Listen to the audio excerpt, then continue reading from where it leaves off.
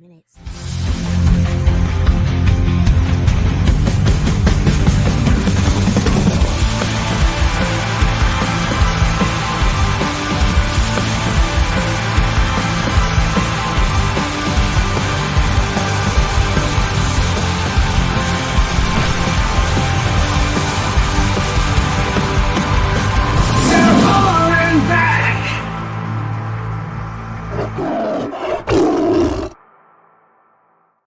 Carnilove.co.uk. We'll talk in a minute. Oh, we're nearly there. Humberwave Radio 106.9. There we go. Good evening and welcome to Tiger Talk here on to Hull and Back podcast and on Humberwave Radio. There's me, there's Jan, and there's my old man Paul. Right, he's got on his phone. Technology here, Paul. Can you hear me? Yeah, I don't know what's wrong with the computer. We can hear you fine. It doesn't matter that you're on your phone. It's as good as your computer. We can see your lovely smiling face tonight, which is great. Good evening to you, Jan. Evening. And we was hoping that James was going to join us, but he's not seen my link yet. So at the moment, just three of us. If you want to come on and join us, we need one more person. So if you're watching at the moment and you think, I'd like to come on, drop me a link in the comment and I can hopefully direct message you the link. Well, you never know. We could try it. Anyway, it's Hull and Back podcast, Humberwave Radio. This is Tigers Talk, and we're back on after a very, very bad result for Hull City over the weekend. Not good, and we didn't play very well. And I know that they've talked about it on Tigers Talk. On Hull and Back podcast on the weekend. But if you didn't hear our views, which you would have done, then it might be worth us just saying what we think about it. What do you think about the game, Paul? Well, to be fair, we didn't play very well. Blackburn was by far the better team. Saying that, before they scored, we did have a couple of opportunities. McBurney had one in the middle of the goal, but he had it more or less straight at the keeper. A good shot from Endala, the keeper saved, and then their defender got a bit mixed up and nearly scored an own goal. So it could have gone 1-0 to us. I don't say we deserved to be 1-0 up, but, goals change games, don't they? And had we gone 1-0 up, would it have been a different sort of scenario? I don't know. It's hard to say. I mean, obviously the virus, we don't know how many players was affected, how bad it was. So, I mean, that's all got to come into the sort of thinking of the game. I thought the centre-back pairing, I'd have preferred, somebody else at centre-back. The young lad, I thought he played well against Sunderland in midfield. I don't think he's a central defender. I think maybe Lundstrom would have been a better bet. Could have had Cody Drama, but I felt a bit sorry for the lad. It isn't his position. And he tried his best. He made 1 or 2 errors early on, but he grew into the game. He got better as the game went on, but it was a poor display all around. I don't think anybody came out of it with major credit. They all seem to be off it. And as I say, we don't know how many people was actually ill with this virus. It could have been all the team. And maybe a few of them just said they feel a bit better and they've had to play them. It was a poor display, but I said last week, if we got 4 points out of the first 4 games, I wouldn't be unhappy because it's a new team, more or less. When people have been saying we're going to guarantee to be relegated, it wouldn't have been 4 points from 4 games. I don't think it'd be a bad start, especially, Coventry away was in the playoffs last year. Bristol are a consistent championship team this week, and Blackburn are a consistent championship team. So I think it was a hard start for us. And we've still got a game to play. We may get some at the weekend. So I don't, it wasn't a good display. It was far from a good display. Blackburn was the better team. But as the lad said last week, they'd played well anyway. Just hadn't got anything out of it. So it wasn't a sort of a major surprise that they did well. Obviously, McLaughlin nearly scored a goal, didn't he? Hit the bar or something with an header, which have been rubbing salt in the wounds a little bit. But it's just a poor display. Now, we just have to hope that this week we've got a clean bill of health and that players are coming back, fit and healthy and can give a good display this week. Yeah, I agree with what you said. What do you think, Jan? Pretty much the same. I do think if we'd scored with one of those chances early on, it might have been a different game. And I thought the young lad, he struggled at first, but I didn't see any of the senior players helping him, encouraging him. Thought that was quite sad, really. And actually, in the second half, I'd have said he was probably the best man on the pitch, to be fair. I think what it did show was that our fullbacks are more wing-backs, aren't they? More than, I don't think we've got players that are really, really good at defending and also pushing forward. And maybe that's because, it is what it is in the Championship. We haven't got that kind of quality. Because the difference between both Drama and Giles in the last 2 games was incredible. We had friends that had been on holiday and it was the first game, and I said, you'll notice a massive difference. They're really on the press, it's really fast, and it wasn't, was it? So I just think a bad day at the office. Yeah. Hopefully it's just one of those games. And as I said on the day, I'd rather lose one game 3-0 than 3-1-0. Yeah, no, definitely. Yeah. I think that you're right in what you're saying. You're both right in what you're saying. I think that McCarthy did grow into the game. I think that basically he, it was a hard ask for him because it looked like midfield was his position. It didn't look like centre back was his position. And I think he, looking at him when he got moved into midfield later on in the game, he looked happier there than he was in defence.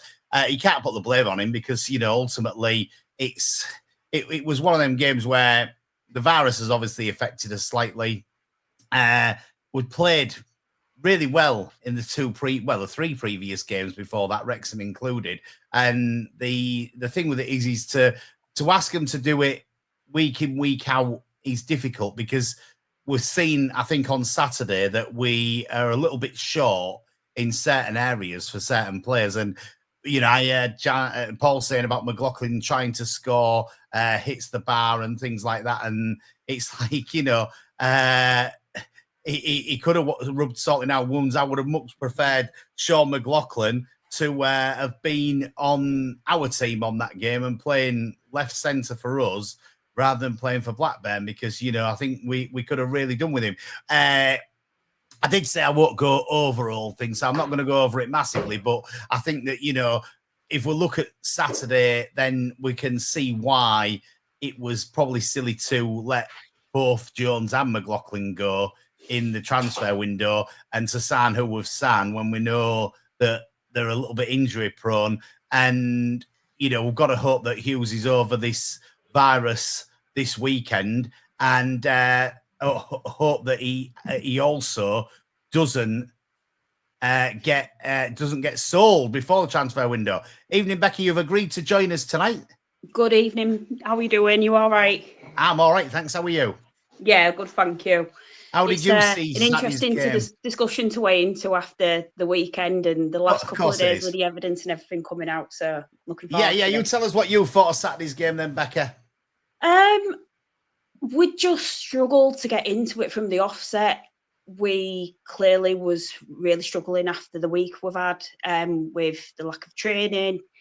And you could see the boys were struggling to link up. That momentum we've had through pre-season going into the first few games was fantastic and really inspiring considering the problems we've had off the pitch. And then Saturday, I think a few people thought the wheels were falling off the wagon, but those sort of games, in my opinion, build some resilience within the team, and it's all about how we bounce back and manage it moving forward. I'm not going to worry too much already about us having a poor performance. I'd be more worried if we don't pick up and... Sorry, my cat's deciding to join us this evening. I'm more worried if we don't pick up momentum where we left off and move forwards on a good footing. Yeah, no, I agree. I mean, I wasn't happy with the loss, but, I think you said it, Paul, earlier, 4 points from the first 3 games with the summer that we've had, the transfer restrictions, all that sort of thing. 4 points from 3 games is probably a good return. We've obviously had the news, as you mentioned, coming on there, Becca, of the EFL appeal documents. I think there was 39 pages, was there, Jan? Was it 34? I think. Well, I know. Listen, I it know it was a lot. It was very legal speak because I read it. Yeah, we were at the cricket yesterday, so I read it on the way home. It was didn't make for good reading. Yeah. No, well, I'm very lucky that Joe Collins, who does to Hull and Back podcast and has been on here quite a number of times, he said to me yesterday, "Adi, do you want me to break this down into bullet points for you?" And I said, "Joe, oh, yes, I do, because I definitely don't want to be reading 34, 39 pages of legal rubbish that I won't understand." So Joe's gone through it quite well. And I'll tell you basically what Joe's takeaways are. He put here that ultimately we did a deal that we were never in a financial position to do. Barry being on about 33 grand a week at Villa is mental. And I agree with him. It's absolutely crazy. And me and Joe had a talk on the telephone yesterday. And I said to Joe that unless we start to reduce some of these players' wages, football is in a real big mess in it, Paul. Well, definitely. I mean, I've said that for long enough. The wages are put, players and how much teams pay for players is astronomical. You can't compete. A club like ours cannot compete in that sort of level. And you find a lot of the teams going up from the Championship struggle. They spend a bit, some of them, and then they come back down. Then they've got to get rid of some of the players, i.e. Delap from Ipswich going to Chelsea and things like that. I think it's spoiling it a little bit, is football. The gap between the Premiership and the other divisions is too much. There needs to be some sort of rebalancing of it. I am saying, obviously, the Premiership, it's more, people watch that more than in the other league. But, the other leagues feed into the Premiership. Players come up through the leagues and go into the Premiership. And if you start losing teams because they can't afford this and they can't afford that, or they go into the Premiership and lose a lot of money and they're struggling after that, you're ending up with, maybe a one league system or two leagues. It could easily happen if they don't do something about it. I mean, it's ridiculous the amount of money some of them are on. Absolutely ridiculous. I'll ask you, Jan. Is Louis Barry worth 33 grand if he's not injured? We don't know, do we? Because truthfully, we didn't see enough. I mean, what I will say is he's a very nice person. Our youngest granddaughter was a mascot, and he was absolutely fabulous with her. She has autism. He was absolutely fabulous. And the next day, they were in Marks and Spencer's in Anlaby. I actually went up to my son-in-law and Emily and spoke to them, then again in the car park. So that's good. But I mean, I made the point today. He came to us having been on loan at Stockport. There's no way on this earth they were paying that. They wouldn't have that kind of money. I mean, I was told when he first came by someone at the club that we're paying him. He's cost us more than Fabio Carvalho did, which seemed a little strange. But I just...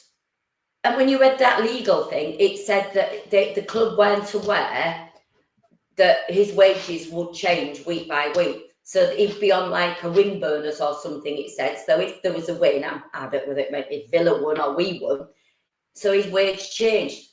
But surely to goodness, we need people in the hierarchy that know the rules. That shouldn't happen, should it? Just a bit of a panic loan signing, do you think, Becca? Definitely, I think. Don't get me wrong. I'm pretty sure the quality's there with Barry. I mean, he's a Barcelona youth product. To some degree, you can kind of see with the escalate, with the way finances within football at the moment, it's crazy money that's getting batted around. But I do think it was a risky move bringing Barry in. It was unproven completely at this level. I think Simon's already mentioned that Sheffield United has not made a massive impact across there at the moment. But then again, that they seem to be struggling quite significantly already this season. But money in football at the minute is absolutely ridiculous. We seem to be seeing like a miniature league between the bottom six of the Premier League and the top six of the Championship. And as Paul said, something needs to be done to balance it out. You look at the current England squad, the amount of players that have come up from the Football League that have been called up in the last couple of tournaments. The Football League is feeding our national team, and we just need to make it more balanced out and a fair competition for every club to compete, because we just can't do it. We've not got it in us to compete with the teams that are in the top six. Financially, we're not there. No. And I'm not too sure if Adjin was maybe gambling a bit too a bit too much to try and get us into the position of being able to compete in that top element of our own currently, but it's not paid off, and I think we're probably seeing we're going to see the back end of this for the next couple of seasons. We're in a massive rebuild, and I'm not too sure how we can move from it at the minute. No, it's a difficult one. It's a really hard one to know where we do move in football from these, silly figures of 33 grand a week. It's absolutely crazy. Astronomical for an unproven player at that level. I'm not too sure we justify it, to be honest. Mind you, we've had a few from Turkey come on sort of high wages, haven't we? And they're unproven in the Championship, and we've been paying the wages and signed them and things like that. I think a lot of it's done down to Adjans. He doesn't really understand the Championship. I don't think he did from day one. And he sort of brought in a manager, then he got rid of him, brought in Rossini, then he got rid of him, brought in somebody, and he's just, he needs to be consistent and keep a manager for a while. It can take a while for a team to get sorted out. It isn't an instant fix, and throwing money at it all the time isn't always the answer. I mean, we've been saying for long enough with the youth, we haven't been bringing many youngsters through recently, and yet we've been signing players willy-nilly over the last 2 or 3 years. So I think he really needs somebody else to take the reins and him just to be the owner.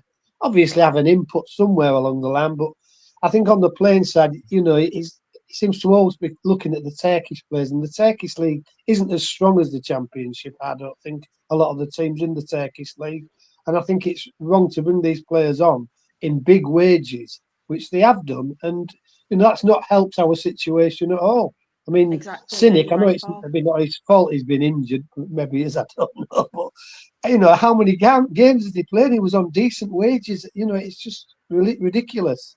He did say in a meeting, did John, that it was a paperwork error. I think what's come out in the EFL documents shows that it wasn't a paperwork error. And one thing that we've got, that Joe's noted here, that the Athletic have said that we're still committed to £22 million of future payments for players. That's a worry, isn't it, Jan? Yeah, absolutely, it's a worry.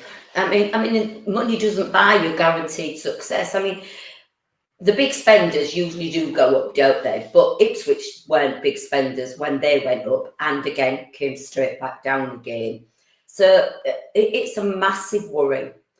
And I've raised this before, raised it at Q&A. I don't go to them anymore, but what's happened to the academy? You can love or hate the Lambs, but they invested in the academy, and we brought some good players through there. I mean, I would have said last weekend, why won't Stan Ashby on the pitch? I agree, Jan. I thought, why isn't Stan Ashby there? And I was looking at that, and I thought, he might have been a better one. And I saw that Jagielka's gone into the under-18s team, hasn't he? National under-18s team. And I thought, Jagielka, he's one that Joe's been talking about for quite a long while. And he came on last week. And we haven't seen, him around the first team. And you look, the thing that frustrates me is I was looking and I was watching the game, and you've got Liverpool. I think they brought on a 16-year-old, nearly 17-year-old. Unfortunately, he scored a goal and they beat Newcastle, which I was a bit gutted about. Mm-hmm. Sorry for any Liverpool fans watching, but yeah, I don't like Liverpool particularly. I'd have preferred Newcastle to win. And also, then I can't remember. Was it Man United the game before? They brought on a 15-year-old. Arsenal, Arsenal brought on the 15-year-old, and that says to me that we don't try players early enough. For me, I think we have some players in the academy that could play in the first team, and we wait until they're either been in the academy for too long and had the experience of being in the first team. We end up letting them go. That, Eddie, I think you've hit the nail on the head. I think when Lewis Potter went to Brentford, there was a remark made by, I'm not sure if it was Tan Origin at the time. They said, look, we are going to see this sort of product come out of our academy again for a long, long time. And you could argue that's because the infrastructure is completely wrong around the setup. You look at teams like Leeds, Arsenal, that have got really good youth setups, and their academies just churning out players after players after players. And whether they stay with their own clubs and progress into the first team, they usually go into other clubs and bed in and be very successful. And I think we've been missing that since the Alarms. Definitely, Jan. You know, you look at how we performed well over that good spell we had going up and down between the Championship and the Premier League ourselves. We was turning out some top class players from, you know, our academy, and they're still playing in the Premier League today.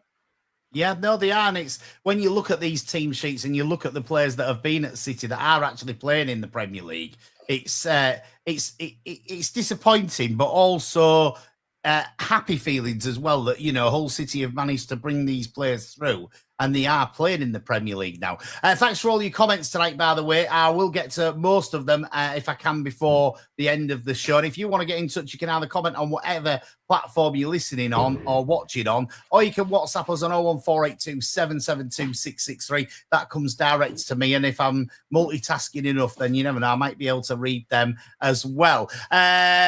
We got to think that when you look at the report from the EFL, it's been commented on a few times tonight that it's got to make us work better and be more savvy as a football club. I mean, I know we've only got the last transfer window and the next transfer window that are under the restriction for.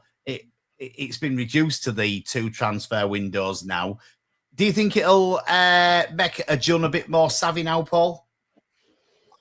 I would like to think so. I mean, if you can go on to this window, I know we've been under the embargo, whatever you want to call it, but we have signed, you know, a decent set of players, you know, compared to what we signed sort of last season.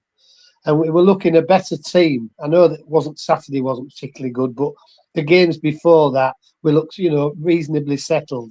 You know, as I said before, the virus might have had a lot to do with Saturday. So you'd like to think it's maybe done us a bit of good being under this sort of embargo type of thing. If we're under it, obviously in January, we're only going to go and get what we can get, sort of thing, rather than splashing out on players. All right, it has worked out. Some of the players we've got have been decent players, you know, over the time, but there's been a lot of bad, you know, not good players, and we've wasted a lot of money. So it might help us just, you know, steady the ship a little bit. I'd have probably preferred next year as well to be out of it, just to make sure. But you know, we're not going to be, so we just have to be. Hopefully, don't. So he sees this as a chance. Yeah, I've made some mistakes in my recruitment and the things I've done. I've got a team now that, you know, as I said, played well. Apart from Saturday, they've done pretty well. All the pre-season friendlies, there was pretty good. So you've got to hope this has maybe been the sort of jolt to him that he needed a little bit, instead of just splashing money on players that, you know, haven't done it. I mean, last season, you know, was the worst season, I think, for a good while, realistically. You know, we could have easily gone down. We probably should have gone down to a certain degree, you know, was so poor. And yet some of these players we've kept seem to be better now. So he obviously has made a mistake with managers as well, getting the wrong managers in at the time. You know, I mean, it's a catalogue of errors, I think, on his behalf. And I think he should just take a stage back of it and let somebody else take over the reins a little bit. Him be there to help out, but not take the reins on like he seems to do. And I think that's been one of the downsides with him. He's brilliant with the fans. He's done a lot good, you know, getting food in the stadium's good and all this, and cheap tickets here and there, and Tigers travel and all this. That if that's his main thing, that's okay. Leave the players to the manager and the other staff who can pick these players, because he doesn't really know the Championship. I don't think that well, to be quite honest. No, I don't think he. I think you know, you've got to hope that this transfer window that we've had. I know it may be because we're under the restrictions that we're under, but you know, he has done well in this last transfer window. Apart from the defence, I think is what I would say. The defence at the moment is not where I'd like it to be. We're asking an awful lot if we're hoping that Hughes and Egan can stay fit for the full season, because that's what we're asking at the moment. Because, you know, the two that we've got in replacement aren't going to get 20 games between them, I wouldn't have thought, this season. So we're asking an awful lot of those. Is it imperative, Becca, that we keep hold of Hughes now? definitely. I think keeping Hughes is probably key to staying up. And if I'm bluntly honest, it's not something I'd like to admit. I think, if anything, Charlie Hughes is probably the key to solving a bit of our PSR issue next summer. If we can keep hold of him this season, we'll get a good sale. If we still owe 22 million out to other clubs, if we can bring in 20 million off Hughes' transfer next summer, it solves a lot of our issues that we've got moving forward. But yeah, we're really frail at the back, and it is a concern. It's been a worry for a couple of weeks for, I think, a few of us online. But Charlie Hughes is our talisman at the back. Ian says he often hears that we're 60 million plus in debt. Do you reckon the squad is worth enough now to cover the debt, Jan? No, I don't. I absolutely don't. And I think the issue with Charlie Hughes is he had 2 years at Wigan, at which he only played 20 odd games each season. I know he had appendicitis last year, but he also had an injury. I think he needs to be with us because we need him, but also for his own good, to demonstrate that he's sufficiently robust to actually last a season. Because if he goes now, he isn't going to be first choice centre back, is he, in any Premier League team, and would have thought anyway. And I don't know if you remember back a couple of seasons ago under Rosie, I think Greavesy was out, and Louis Coyle. I think we were at Sunderland. And we scraped, we grabbed a 1-0 win, and Louis Coyle played centre back. It might come to that, because that defence kept us up last season because we were the lowest goal scorers in the whole of the league. Well, yeah. I honestly can't see McBurney playing 43 games without being suspended at least, once, twice, at the rate it's going. You say that, and I remember a comment from a little bit earlier. Can I find that comment? Am I quick enough? Probably not. But oh yeah, there it is. Simon says, "How long before McBurney gets a ban from yellow cards?" Yeah. Is he had 2 up to now? Yeah.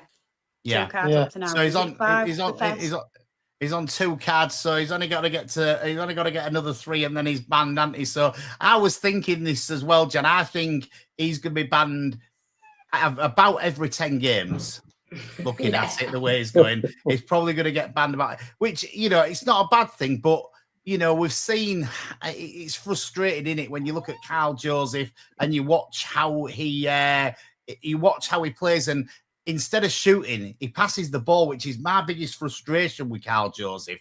He's a striker. I know his confidence is probably low at the moment, but ultimately he has to try and take a shot, because he's not going to score if he doesn't take a shot, is he, Paul? No. On the Hughes thing, he's a good player, but I don't think he's the Premiership class at the moment. And I think, he'd be better for himself, as Jan said, to stay with us for another season, at least. As we saw with Jacob Greaves, he didn't have a brilliant season with Ipswich, did he? He was probably one of the best defenders in the Championship when he was here. So it's a massive step up. You're playing against good forwards in the Premiership. And a lot, obviously, depending on where he goes. But, I think it'd probably be a lower sort of Premiership team, and I think to be honest, he would probably struggle. And I like him as a player. I think he's doing really well for Hull City, and I agree with what Becca said. He's probably going to keep us up if he plays most of the games, or help keep us up. But I don't think he's quite up to Premiership standard yet. And I think when you look at your Jacob Greaves, who's gone through it, he went, I don't know, he's come back to us and in the Championship, and he's played really well, but he's still struggled in the Premiership. And I think it is a big step up. And I think if we only got sort of 10 or 15 million for him now, I think, the team would probably get a bit more later on, but we wouldn't gain a lot. We need to stay in this division. And so I would just say we're not selling him, irrespective of what's coming. Because I can't imagine any club spending more than about 15 million on him. I just really can't, because as I say, it's just not.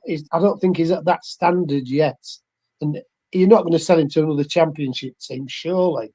You would think that'd be a silly decision, wouldn't it, to sell him to another Championship club. Sarah says that money talks, and she also says there's hardly any loyal players these days who want to be a legend at one club. Somebody like Jamie Vardy, who stayed at Leicester even when they got relegated. And that's the truth, isn't it? You know, money does talk, and this is the problem, is that, you know, we've talked about early on tonight's episode that there's too much money involved in the game at the moment. And, you know, if they've got the money, then, you know, ultimately they're going to go to these people who've got the money, because, you know, if somebody says to me, I'm going to double your wages, Eddie, I'm probably going to take the double the wages. Do you know what I mean? I'm not going to say, nah, you're all right, I'll stay where I am. But the club can say that, can't they? The club can say we're not selling him. I mean, if they sold him for 15 million and we get relegated, I think we lose about 6 million in payout, don't we? So, you know, it's hardly worth. Is it worth the gamble for, you know, the odd bit here? And if he has a really good season, he could get up to 20, 25 million maybe. You know, if he plays really well. There's a sell-on as well, isn't there? There's a sell-on to Wigan. There is a sell-on to Wigan. You know, so it's just not worth it, I don't think. I think the club should just say we're not selling him. I know people say, well, if he wants to go, he's not going to play. I don't think he's that type of player. I think he's going to put his heart and soul in whoever he plays for. And I don't think he's going to spit his gummy out. And he hasn't asked for that, has he? It's a good thing that we've got Joe Geldhart back this season. And apparently Joe had the option to go to quite a few different places this season. But he's got some friends in the Hull City squad. I think that Charlie Hughes is one of them that sort of convinced Joe to want to come back here and spend the season here, which I think Leeds was a bit gutted about, because they could have had a transfer fee for him, apparently, but he refused to go. So there is quite a good team bonding within team spirit. That's the word I'm looking for, within the dressing room, Becca, isn't there? Definitely, the spirit and the ethics are 100% there, and you know, we've seen that through pre-season and the first 3 games. The character that the squad's got, you know, they are head and shoulders above where we all expected them to be at that point.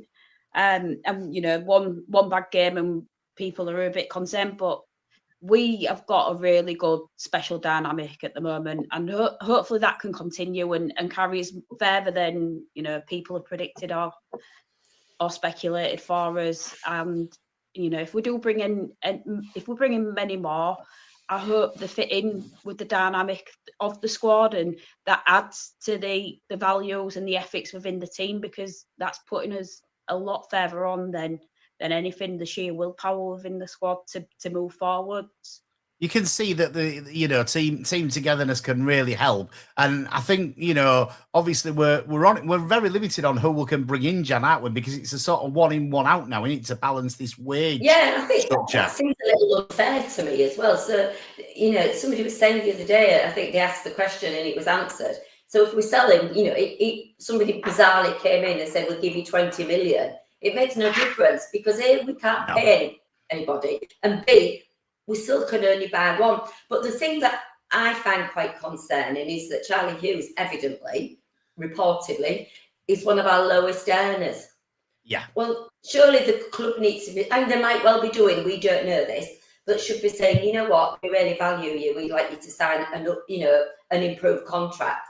Because is that a problem at the moment, though, Jan? Because, you know, the EFL are going to have to get involved in that and agree that we can do it. Yeah, I genuinely don't know that side of it. But you'd hope somebody did, wouldn't you? That would understand the kind of dynamics of it. I mean, they must have had to. You've got to think that McBurn is on a big wage. He's come for nothing. He had other options. So I don't quite know how we've managed to secure that one, but let's just turn a blind eye and just hope it was all, you know, okay. Well, I think the EFL are signing off all of our transfers and everything at the moment. I do think it's all been done above board. I'm sure he won't be on a small wage, but, you know, again, he's one that had talked to other players, and the other players had sort of convinced him. I think it was Lundstrom, wasn't it, and Egan that had convinced him to come here. You know, which is good, you know, and that shows the team togetherness that we've got at the moment. And I like that, because, you know, we've had seasons where we haven't had that togetherness in the squad. And I think, you know, if you have got a togetherness, it can probably get you an extra, you know, few points per season, Paul. Well, I think it does. I mean, the team spirit can get you through a lot of bad times. You know, it's a known fact that if you've got a good team spirit, you're probably going to do better. You'd rather have 11 players who want to play for each other and work hard for each other than 11 individuals. Because, all right, they'll turn up on some days and make a big difference, but there'll be a lot of days when they can't be bothered. So I think team spirit is a big thing, and it seems as though they have got a real good team spirit among them. You know, and as I say, I think last week we just forget about it personally. I mean, it was just one of them games, a bad day at the office. You know, you can't just say we've had a bad day, so all of a sudden we're rubbish. The week before we played really well. Nobody said how good they were and how happy they was to watch them. Just a one-off, you know, I think anyway. So yeah, team spirit for me is the basic. You know, the basic of any team. You've got to have good team spirit. You know, and if you get some players who aren't particularly in the team spirit, they're the ones you want to be getting rid of, not the ones who are good around the team and happy with each other. And it seems as though they all are. You know, so long may it continue. As I say, I'm a big believer in team spirit. I'll finish off with a couple of things that Joe's put on this document for me that he sent me. Thanks for typing all this up for me, Joe, because you've done a really good job. He wants to know a couple of things, and it's a good question to ask anybody who's watching tonight or anybody that's listening on the radio. Where did the money come from to pay Villa one single lump sum? Given that we didn't pay them as their agreement, it was agreed that we should have paid them in February, by the way, for this payment. And we actually paid the payment in July. So it was a stack up of his wages from the loan fee and the wages that was supposed to pay. And the first one was due in February, and it all then gets paid in July. Where did the money come from? It's a really good question. And nothing included on settling the money owed to suppliers, contractors, etc. on this document. It was only to do with this Aston Villa Louis Barry deal. It wasn't to do with anything else. It was just to do with that. So a couple of good questions from Joe. I don't know where the money's come from because, as I've said on previous podcasts and on Tiger Talk, he's only worth 200 million. If we've got 60 million quid of his money, the rest of his money has surely got to be in assets, because you don't have 140 million stashed under your mattress unless you call Jan, obviously. And then you might have, but I haven't, Jan. You know, trust me, I haven't. What? Although I might do if Mr. Starmer keeps going. No, not have that much, but it might be under my mattress. just 139 million Jan's got stashed under the mattress then. And you know, so it is a good question where it's come from, Becca, isn't it? Well, yeah, this is the thing. We're led to believe from our owner that he's footing the bills personally from the Adjun Media Group. I'm not too sure how much I believe that is the case, but obviously the bills are having to be paid somehow. It's a hell of a lot of money, though, to be paying out from one company that's not based in the UK. It's very risky. I think the good thing is, with the way our finances are at the moment, our debt to Adjun is unsecured. So should anything untoward happen, you know, his debt's going to get completely wiped off. But yeah, I'm not too sure how much I'm buying into the Adjun Media Group paying off our debts and sweeping up behind us. I think proof's in the pudding. As Sarah said, as a Jun would say, it's a secret. It's no secret that Jan's got 139 million under our mattress now. Everybody knows about that now. And Lee says maybe he took out a loan. He maybe did take a loan. He maybe went to cash converters and took a little bit of gold in there, and they maybe give him the money for it. I don't know, but yeah, it's a surprise that the money actually came there when it wasn't available for the previous 5 months to that. So it is a funny one. And sorry, Jan, I was only having a bit of fun. I know it's only 138 million. There's been a lot of talk about Pandor. That there could be him going out on loan, not loan, on a sale to Middlesbrough. That'd be a bad decision for me. I don't know what you think about that, Jan. Yeah, I mean, I think he's a good keeper. I don't think he's in the, dare I say, the Tony Norman class. I know it's a different kind of keeper, and Becca's probably never heard of him, but or a Bo Hill, or he's not in a Tony Norman class for definite, Jan. I can tell you that. But I think he's good. He's not great.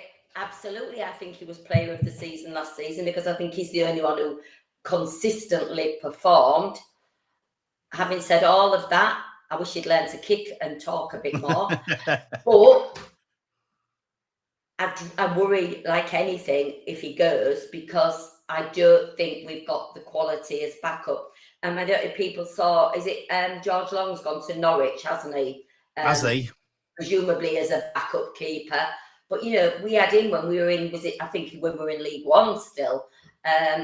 You know, we had an absolute dearth of goalkeepers, and now we don't seem to have any. We've let them go in. You know, we'd have to recall Timothy Little-Tyler or something for me, because it would worry me if he went. Having said all of that, I like him. He definitely was player of the season, but he's not a worldie keeper. I mean, I think if Rishworth had stayed, he'd have been our number one keeper. You might be right. And Louise says that Pando won't go anywhere. He'll be the number one here, and he won't be number one there. He's happy here. I think he is happy here. He seemed really happy here when we had him at the official supporters club do last year. He seemed as though he was really happy. Yeah, he seems to have good. He seems to have good banter with the other players, and he seems to get on with everybody. So I'd like to see him go. Saying that, there's only 5 days left of the transfer window, is there now? Am I counting that right? Even that is Thursday, four and a half days or something left of the transfer window. There'll be a long 4.5 days as well. It could be a long 4.5 days. The thing with this one is we're probably not going to be doing anything stupid on the last day like we've done in previous transfer windows, which will be a bit of a godsend for us, because we don't want to be spending millions of pounds on players that we really can't afford and probably aren't going to do any good for us, and probably just come in and upset the dressing room. On to a big game this weekend away at Bristol City. I've got my ticket. I think you've got yours, haven't you, Jan? I have got mine, but we haven't got a good record there, have we, in recent times? No. So, you know, that's not going to go down great. I mean, hopefully, you think how we played at Coventry, and even how we played at Wrexham, barring an odd 90 seconds that we just absolutely don't know what happened. And against Oxford, that team spirit to come back again at the end and all of that. But yeah, it is a little bit worrying. But as you said, let's see last week. We all know ourselves, if we've had a sickness bug or whatever, it absolutely drains you. And I do know it's definitely in the camp, because one of my friends' grandson plays. And so, yeah, and even if you're better, you're going to be absolutely drained, aren't you? It's not good, is it? Yeah. So, well, here we go. Not that one, sorry. It's that one there. Sarah asks, what's everyone's predictions at Bristol? So we'll do that earlier than usual, seeing as Sarah's asked. Come on then, Becky, you go first. Do you know what? I'd like us to sneak a win, but my heart's saying a draw. Bristol in the first 3 games, I think they haven't had much of the possession in games, and they've managed to sneak a couple of decent scorelines. I think they've lost one as well. So it'd be nice to get a win, but my heart's saying a draw, and I think it'll probably be 1-1. What are you thinking, Paul? Well, as Jan said, Bristol isn't happy hunting ground recently for Hull City. I don't know if it will be this week, to be quite honest. I think it'll depend, obviously, a lot on what team he can put out. You know, if Hughes is back, I know Crook's isn't available, is he? But if he gets Hughes back in the defence, you know, we could maybe scrape a draw, I think. You know, they're not a bad team, Bristol. They're a sort of consistent championship team, which I want us to be. You know, I'd love us to be a Bristol or a Blackburn or probably a Preston or something like that. Well, I mean, they could go down, but you don't ever expect them to go down or be flirting with relegation. And I'd like us to get to that level, you know, maybe a 13th or a 14th in the league consistently. And maybe one season you have a really good season and maybe push to top 6 like a lot of these teams do. It's going to be a hard game on Saturday. And obviously, somebody put on the messages about Scott Twan. Will he come back to haunt us? Like, you know, it's a hard one. I'd like to get a draw. I'd say to the lads, look, we aren't going. We've got a point. They've let us have a point. We don't have to go. I'd gladly take that without going down there, because I think it's going to be a tough game. obviously they've got to get over last week, haven't they, a little bit? And I think there'll be, be a different sort of team this week in the sense of effort and the way they play. I'm hopeful for a draw. I'd love a win, but I just don't see it happening. Jan. You're trying to convince yourself there, aren't you, Paul? I mean, I was going to say the Scott Twine thing. You just know, don't you? I mean, like last week, I thought if Macca scores, But to be honest, I don't think they're as good as the result maybe, had suggested. Conversely, I've watched Blackburn. I watched that first game against Birmingham, and they were mightily unlucky. So I thought we were in, I knew they were a decent team. My heart won't let me say we're not going to win. I would take a draw, but I don't like drawing if we've been winning. So if we end up with a draw, we've got to have been behind, because I don't like drawing when we've been winning. So I take a draw. I'm hoping for a win, and I flatly refuse to say we're going to lose. I wonder if I can. I'm flirting with technology here, and I'm not sure I can do it now. I was going to try and share my screen and put it up there, but I don't think I can do it. But nice. One day I'll learn this. But yeah, I was looking at the league table, and when I look at the league table, Bristol in 9th, Hull City in 15th. So not an awful lot between them. It's they've got 5 points. We've got 4 points. So they've had 2 draws, haven't they? So, not a lot in it, is there? No, it was them who cost me in that last man standing. It was them who cost you in the last man. It cost loads of people, trust me. It didn't cost me, but one team did cost me last week. I am still in for 1 go this week, so it's guaranteed that they're going to lose this week, and I'll be out because I never get anywhere close to winning this last man standing. Sorry, Becky, you was going to say something.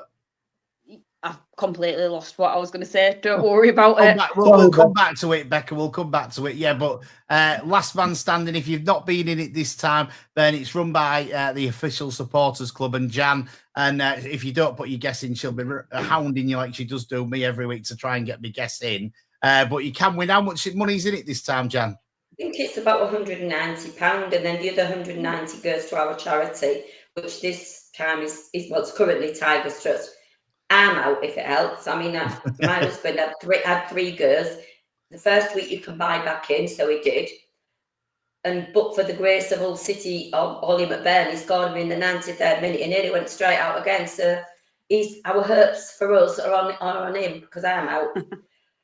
And yes. Bristol's a popular pick this week, as is Middlesbrough and Coventry, but Coventry might just come unstuck somewhere. They're away at Derby. I'm not sure they're going to come unstuck there, but we'll see. Yeah, after I saw that, and I thought, they're quite close to each other, them two, so there'll be a bit of rivalry there. And I thought, no, it's not for me in that one. So if I get through, Coventry might be my pick the week after. We'll wait and see. But yeah, what team would you put out if you had the options and the fit this weekend? And we'll start with you, Becca. I think if we had a fully fit team, bearing in mind, Jay's still out, isn't he? So I'd discount him from my lineup, but I would go Panda in goal, Drama right back, Giles left back, Hughes and Egan in the centre. Wings, I think it's a bit too soon for Mo Balumi to come back in, but I can't wait to see a fully fit Mo Balumi. I'm hoping that player's still in there and he's got a bit of confidence in the limbs. So I'd probably stick with Gellert on the wing this week. Probably play Crooks if he was fit in the just be out. Don't think he's gonna be. I think Palmer's okay. I think Crooks is still out, isn't he? Yeah, Crooks is still up. I'd probably go with Palmer, providing he's consistent. He's struggled with his consistency since he's joined us. Lundstrom and Darla on the wing. Big Ollie McBurney up top. You've got to go big with him. And are you going Slater as your other midfielder then, with Crooks being injured? Sorry, I missed that, AD. Are you going with Slater as your other midfielder if Crooks is injured? Yeah, unfortunately, I think Slater's probably coming for a fair bit of slack, and I think some of it's warranted, and I think some of it's been a bit overly harsh. But You know, you've got to hope he can come good again with a bit more confidence. He's lacked that attacking instinct up top. So, you know, maybe a run in the team might do him some good and put him in the right position again moving forwards. He hasn't started as well this season for me, Slater. I don't know what you think, Jan. Possibly not, but it's been a bit sort of mixed up, hasn't it? You see, I wasn't particularly a Matt Crooks fan. And then Pompey at the last game, he came up with the girls, didn't he? And then he's scored again this season. He seems laboured to me, but yet he's there at the right time. I mean, if I was picking it, I mean, if you can have Crooks fit, I'm having Shemi Ajayi fit. So I'd have him and Hughes, and I'd have Giles and Dramé. Now, I think Coyle's fit this game, isn't he? I mean, am I allowed to play 3 at the back and 2 wing backs? Because that might be an idea as well. I don't. You could do it. Listen, Jan, you're not having Ajayi because he's nowhere near fit. So you're definitely not having him at the moment. So right, I know. I mean, your fit team for me, Jan. Your team that's gonna start this weekend. Tell me. Right. So Panda, Giles. Because I think to drop him for Williams would send the wrong message. Dramé. It'd have to be Egan, wouldn't it? But I do think as soon as he plays, we go back to the slowness. It's not as fast when he's not when he's playing. He seems to be in that slow mode. Right. So in the middle, I'd have Lundstrom. I'd have how do you say it? And Dyer, the guy from Man City. Yeah, him. I like him. And Darla. Yeah, that's the one. Close, wasn't I? You want far out. Yeah, well, Gelhardt has to play. I'll let you put him where you want to put him. I'd like to see Joseph and Ollie McBurney up there together. I don't think it'll happen. But regardless of they have ended the game like that, haven't they? Yeah, I know his job is to score goals, but for me this season, other than he hasn't scored the goals, I think he's more in the Delap mode where he's physically stronger and get people off him, as opposed to, say, like Kamara, and I do like Kamara, but I do think he's physically stronger. I'd just like to see the lad get a go. And if we have to sell somebody, I'd probably sell Casey Palmer, because I think he's one of the most... He had a cracking game, not last game, was it the game before? His best visit against Oxford. And then he was just sort of back to his inconsistent self last week. Well, Mike described the game that he had against Oxford as Palmer's twin brother had played on that game. And then Palmer was back again on Saturday for us. Yeah, I kind of see that, yeah. I think that's a really good description because he's not been, consistent enough for us. And it's another place, I think, if I was looking at the 2 places where Hull City could do to get a couple of players in, one would be in midfield and one would be in the defence. And I think that's the 2 places that were a little bit fragile at the moment. I know our attacking options aren't great, but we have got obviously Destan, who's going to be hopefully fit soon. We've got Joseph, and we've also got McBurney. So I think with those, we're not too bad up front. I think midfield and defence is my 2 areas that I'd maybe like to see a player in before the weekend. Before the transfer window ends. Is that Bosnia? Is he a midfielder? Yes, I think he is, and it's not fully done that, is it? Yeah, I haven't seen that Kamara's been officially announced as moving out, and I think it's all down to Kamara going. To why we haven't done this signature yet, and hopefully that will happen before the end of the transfer window. But with Hull City and a Jun in charge, you never know what's going to quite happen. Yeah, it's been a good. Sorry, Becca. Going with an option to buy as well, if you cross the Getafe, so you just. You wonder if that's a Stuart business or not, given he's not had a great start as a Kamara, and there's definitely a player in there. Yeah, it might be a Stuart business because it is the option to buy in our favour or in their favour, and that's always the question. And, exactly. I'm with you, Jan. If I was trying to get an extra player in and get one out, I'd probably let Palmer go over Kamara. And I wouldn't have said that last season, but I'd definitely say that this season because I definitely think that there's a player in there. Anyway, it's been a good Tiger talk here on Hull and Back podcast and Humberwave Radio tonight. Thanks to Becca for stepping in this week. Good to have you on, Becca. Thanks to Jan for coming back again this week. Thank you. You're welcome. I'll see you on Saturday at Bristol. You will. And Paul, you managed it on your phone. Technology's not beyond you just yet. No, I think I've got it sorted now. I don't know what it was. It's gone off now.